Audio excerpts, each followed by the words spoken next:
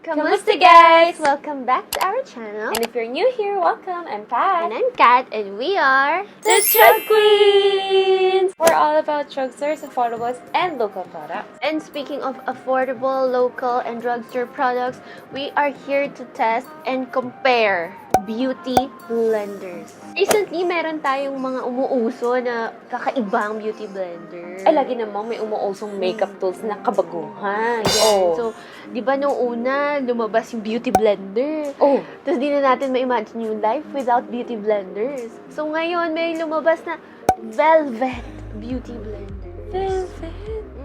Ano yun? Red velvet? Nakakain, girl. So, I'm sure hindi na siya new to you, pero sa amin, medyo bago siya. And in this video, we're gonna find out, Pat, what? The difference between the velvet beauty blender versus the normal beauty. How do you say it? Normal, or you just say it? The usual. The usual Yes. beauty Yung blender. kinalakihan nating beauty blenders. If you want to know more about this, kung talagang kailangan mo ba talagang i-try yung velvet na beauty blender, then please keep on watching.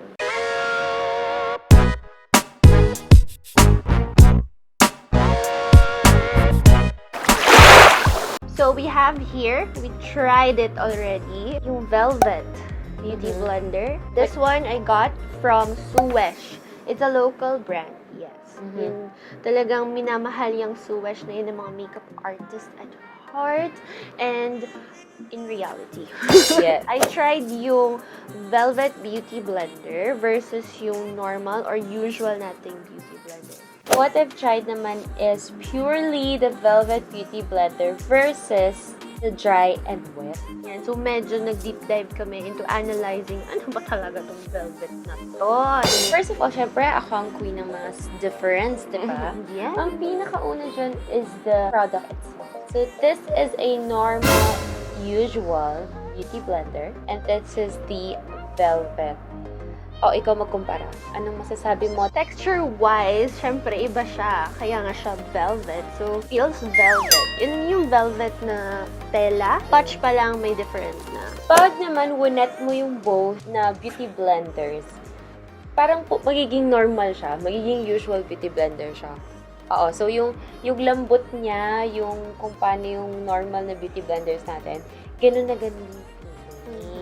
Okay, so first, napaka-simpleng comparison, normal beauty blender and yung velvet beauty blender. Parehos ko po siyang ginamit na dry. Doon pa lang sa first feeling, iba na yung feels niya. Yes. And mas malambot si velvet beauty blender kahit nung dry siya compared sa dry na normal beauty blender. Doon na tayo sa application, no? Para mas mabilis. Go. Okay, so application-wise, yung beauty blender na normal, this one, na-apply naman niya ng maigi yung aking foundation, I mean, liquid foundation. And very even naman, hindi naman ako nahirapan. However, nung ginamit ko na yung dry na velvet beauty blender, napansin ko na mas high coverage yung nabibigay niyang blending, kung masasabi mo, dun sa pag-apply ng foundation. Kasi siguro, ito is a sponge, so it soaks up some of the products. Itong velvet, hindi siya masyadong nagsusoak ng products. More on parang nilalapat lang niya. So, ngayon kasi hindi nyo na makita, pero may mga pimple marks ako here. And nung ginamit ko to, talagang na-cover niya agad.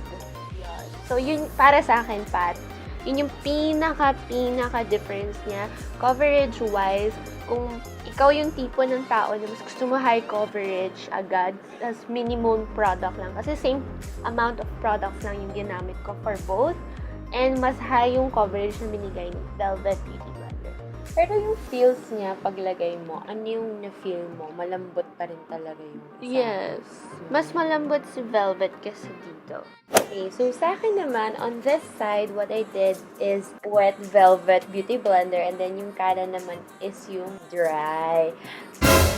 Kabaliktara naman ako. Hindi ko siya nagustuhan. I don't know, it's something with the texture na Hindi ka sanay. Hindi ako sanay, hindi ko siya bet.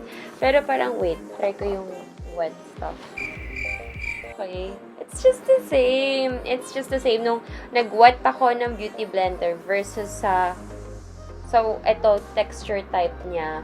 Ito, this one's normal. Pero it's the same thing. Kaya lang kasi, para akong merong irritated feeling kapag inahawakan ko siya. And hindi ko siya bet. But, yung sinabi kanina ni Kat na mas coverage yung kanan. That is really true. So, I did this one, yung dry part. And talaga naman yung coverage niya nandoon. Matte finish pa. So, what I use is only a BB matte. And talagang matte na matte yung kanan niya talaga, no? And yung coverage niya, ganun din. Kasi may mga pimples ako dito na itago niya. Ganun siya kaganda. Nung binasa ko naman siya, doon na yung medyo, sabi ko nga kay Kate, sabi ko, ano siya? Ano tawag mo dyan, baby? Luminous? Or yung parang, what you call Sheen? Shiny? May shiny, shimmering siya. And then, hindi siya kasing coverage kasi nasoak up niya yung ibang product. Nung ginagawa ko na yung left side niya. Kasi nahihirapan na rin akong i-drag siya up until my neck. Kasi syempre, ayaw mo maging foundation day dyan, di ba? Pero yun nga, hindi katulad nung nung dry siya, maabot pa dito. Talagang high coverage talaga. Katulad yung kapag wet naman siya, hindi ko siya nire-recommend na i-wet niyo yung mismong Velvet Beauty Blender. Yes. And napansin mo, di ba, love, na yung binasama siya, we were expecting it to like expand. Kasi nga, sanay tayo dun. Na Yes. Pag binasama to, as in magdo-double siya ng size for this one, right? Ayun. So, nung binasa ni Pat, hindi siya ganun ka nag-blow up. Kasi siguro nga, hindi kasi siya kasing porous nito. Hindi siya nag-soak ng maraming tubig para mag-expand siya. Pero lumaki siya. Yes, napansin ko. Kasi ang liit niya kanina eh. Pero lumaki siya, pero is light lang. So, those were the difference ng sponge itself, yung feel sa face. The real question is, kailangan ba talaga siya? Yon talaga. Like, I'm not sure about the price kasi beauty blenders also varies in price range. Pero si Velvet Beauty Blender, I think, is more pricier. Is a bit pricier than the usual beauty blenders that we buy sa drugstore na brands. So, para sa akin, hindi mo siya ganon na kailangan. Like, hindi siya super life-changing. Gusto ko yung life-changing. Oo, kasi, di ba, nung lumabas yung beauty blenders, nagbago talaga yung buhay natin eh. Yes. From brushes and then beauty blenders. Nag-iba talaga siya. Nag-iba. Para sa'yo naman, do you think Velvet Beauty Blender is a necessity for a flawless makeup? No? No. Kung ano yung meron ka, gamitin mo. Pero if you think na kunyari nasira yung beauty blender mo, yung usual beauty blender mo, and you think you want naman to try the velvet one, or nagustuhan mo naman yung texture ni velvet, then go for it naman. It can be a change lang. Kunyari, di ba sometimes yung sponges natin, it gets cracked. Diba? Nagka-crack siya, nagkakaroon siya ng anything dyan. Nakailang tapon na rin ako ng beauty blender because it's either hindi ko alam kung natutuyo agad or something like that. So, nagka-crack. So, if you want something to change, so, instead the usual beauty blender yung bibilin mo, then you can buy also the Velvet Beauty Blender. It does the job. Parehos naman na ma-apply mo yung foundation mo. And that is all for today. Yes, I hope you learned something, and sana kung gusto mo i-try the Velvet Beauty Blender, Suesh has one. It's a local brand. Let's support local brands. Yes. If meron pa kayong other Suesh products na gusto nyong matry namin, then please put it in the comment down below. Don't forget to subscribe in our channel, like this video if you like it. And comment down below kung ano ba ang mas prefer ninyo kung na-try nyo na. Si Velvet ba yung usual na beauty blenders?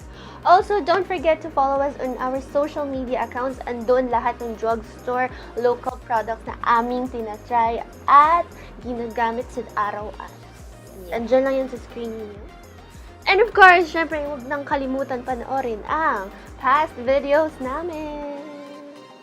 That is all for today. Thank you guys so much for watching. See you next week. Bye!